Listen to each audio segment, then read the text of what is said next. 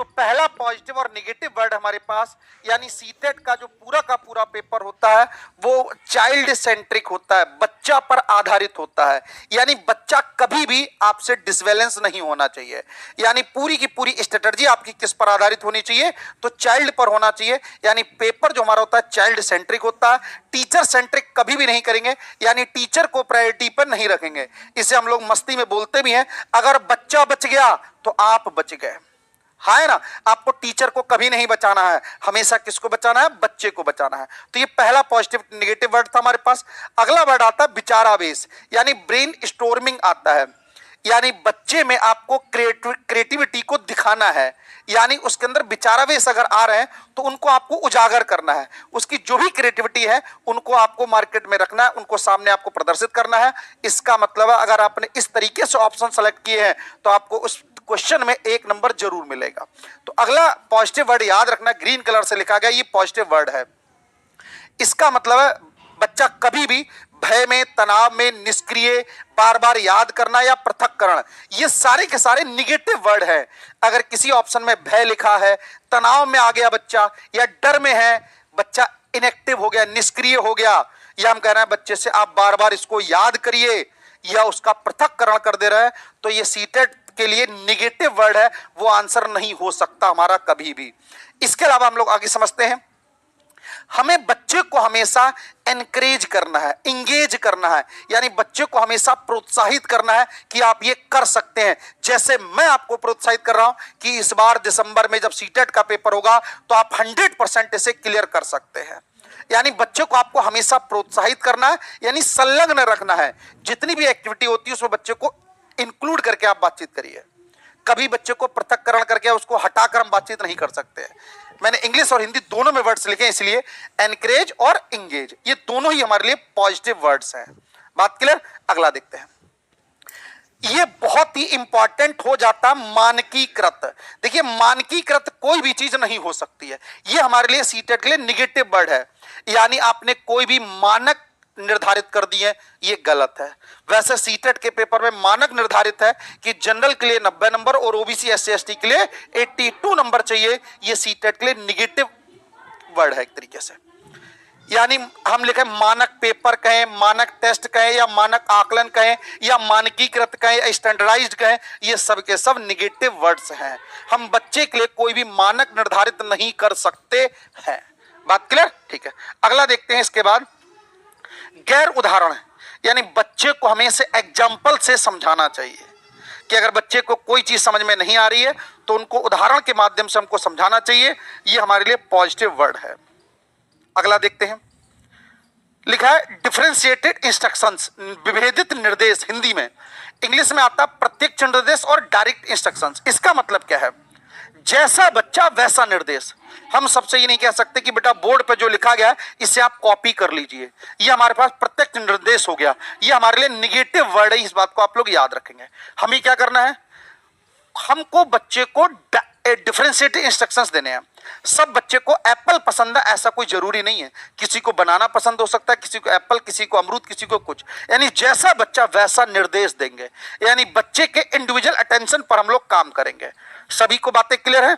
यानी बच्चे की इंडिविजुअल अटेंशन पर हम लोग काम करेंगे। इस प्रकार के जो ऑप्शंस होंगे उनको हम लोग सेलेक्ट करेंगे। बात सभी को क्लियर है? अस्सलामुअलैकुम, मैं शहनाज कासिम लेकर आई हूँ आपके लिए फिर एक सीटेट की न्यू वीडियो। इसमें आपको सारे के सारे इंपॉर्टेंट क्वेश्चन मिलेंगे जो मोस्टली हर सीटेट में आपको देखने को मिलेंगे। चलिए तो हम क्वेश्चन नंबर 1 से स्टार्ट करते हैं। निम्न में से क्या शारीरिक विकास में शामिल नहीं है? इसमें ये बहुत ज़रूरी पॉइंट है और आपको देखना है ये नहीं जो है, ठीक, इस नहीं पर आप ध्यान देंगे। सिर्फ नहीं पूछा है तो इसमें हमें गलत पूछा है और जो गलत है वही सही है। तो क्या इसमें शामिल नहीं है? तो हम चलिए चारों ऑप्शन देखते हैं। शारीरिक आकार व अनुपात में बदलाव, शारीरिक प्रणाली का कार्य, प्रतिबोधिक व गति कौशल, संवेगात्मक संप्रेक्षण में बदलाव। ओके, तो इसमें से क्या नहीं है आप कमेंट में भी बताएंगे, कमेंट में बताते सही हो जाएगा। ओके, नेक्स्ट, बच्चों के विकास का क्रम। इसमें बच्चों के विकास का क्रम पूछा है, तो बच्चों के विकास का क्रम क्या है? हम इसमें से जो हमें बेस्ट लगता है ऑप्शन, जिसमें थोड़ी सी सहायता हो, साथ देने की बात की जाए या बदलाव की बात की जाए और मोस्टली पर्यावरण की बात की जाए तो वो हमारा सही होगा। तो आप कमेंट में बताएं हमें और इसको भी देखें।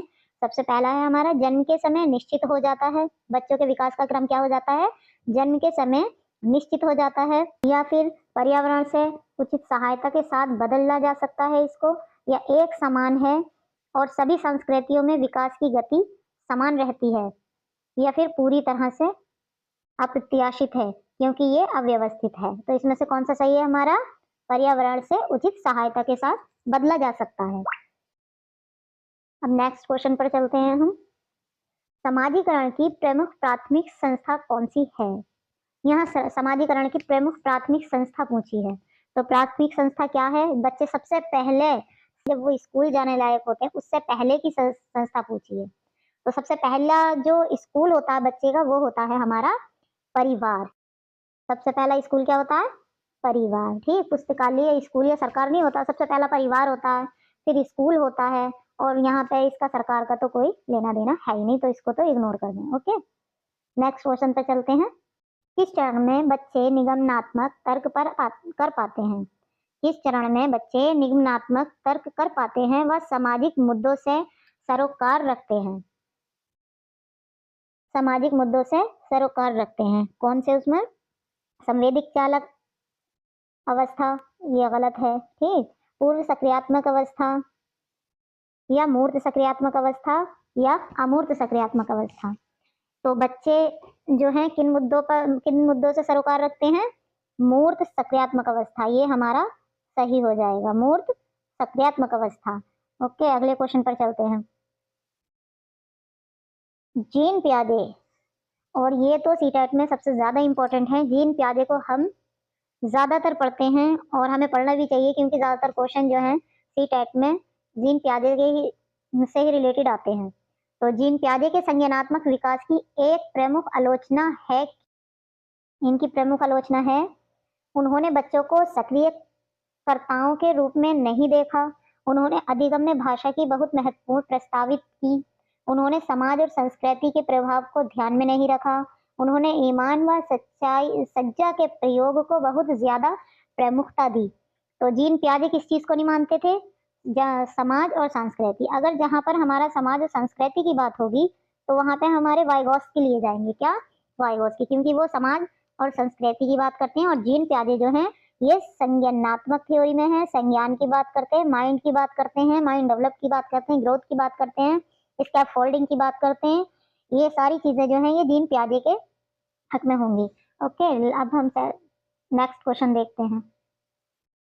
प्यादे के अनुसार इनमें से कौन सा कारक संज्ञानात्मक विकास में महत्वपूर्ण भूमिका नहीं निभाता?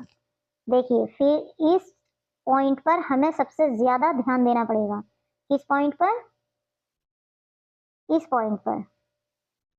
पॉइंट पर हमें सबसे ज्यादा ध्यान देने की जरूरत है। ओके, प्यादे के अनुसार इनमें से कौन सा कारक संज्ञानात्मक विकास में महत्वपूर्ण भूमिका नहीं निभाता? कौन सा नहीं निभाता? भाषा। भाषा का तो माइंड से रिलेटेड कोई मसला ही नहीं है। भाषा का